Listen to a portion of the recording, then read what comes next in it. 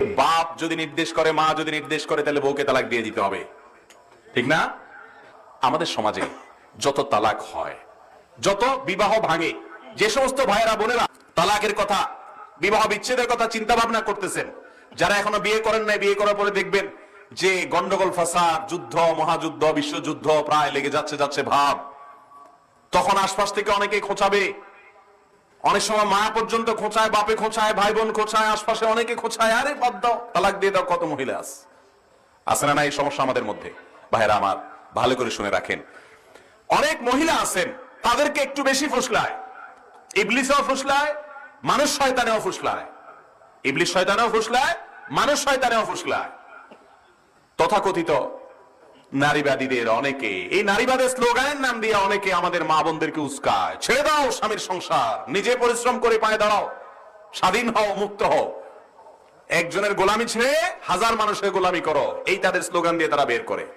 ভাইরা আমার, হাজার হাজার মানুষের অভিজ্ঞতা আমার কাছে আছে, শত শত নয়। এবং সবচেয়ে ভয়ঙ্কর ব্যাপার হচ্ছে, আপনি যখন কারোর উপর জুলুম করেন, ওই মাজলুম আর আল্লাহর মাঝখানে কোনো ফারাক থাকে না। আল্লাহ ওই ফারাকের পর্দা উঠায় নেয়, দোয়া করলেই ওটা আরো সহজে কবুল হয়ে যায়। খবরদার, মুসলিমের কান্না কখনো বৃথা যায় না। জীবনের কোনো না কোনো সময়ে এর প্রায়শ্চিত্ত আপনাকে করতে হবে। জীবনের কোনো না কোনো সময়ে এর প্রায়শ্চিত্ত করে আপনাকে মরতে হবে। বদদোয়া করছে, ডাইরেক্ট কবুল। খবরদার আমার পেনাঙ্গের ভাইয়েরা, আমরা যেন জালিম না হই। In it's any form, operation in it's any form, যেই কোনো ভাবে, যেই কোনো ক্ষেত্রে, যেই কোনো ধরনের হতে পারে জুলুম। কাউকে আপনি ছোট্ট কোনো কাজে ঠকালেন, বন্টন নীতিতে ঠকালেন, হ্যাঁ, জমি মেরে দিয়ে ঠকালেন, আমানত মেরে দিয়ে ঠকালেন, ইন ইটস এনি ফর্ম যদি জুলুম করে থাকেন, খবরদার, মুসলিমের কান্না কখনো বৃথা যায় না। জুলুম শুধু আমাদের জন্যই হারাম না, আল্লাহর জন্য হারাম। আল্লাহ তাআলা বলেন হাদিসে কুদসিতে, ইয়া ইবাদি, হে আমার বান্দারা, ইন্নী হারামতু যুলমা আলা নাফসি, আমি জুলুমকে আমি আল্লাহ নিজের উপরে হারাম করেছি।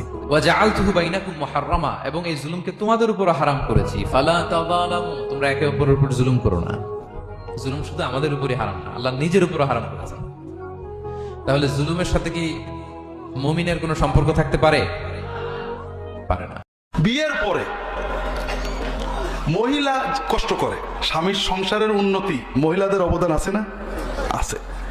মহিলা চিন্তা করে, আমার স্বামী আমার কত কষ্ট করে আমি টাকা বাঁচাই, এই টাকা স্বামী যদি বাপকে দেয়, মাকে দেয়, ভাইকে দেয়, বোনকে দেয়, আমাদের স্ত্রীরা খুশি হয় না বেজার হয়?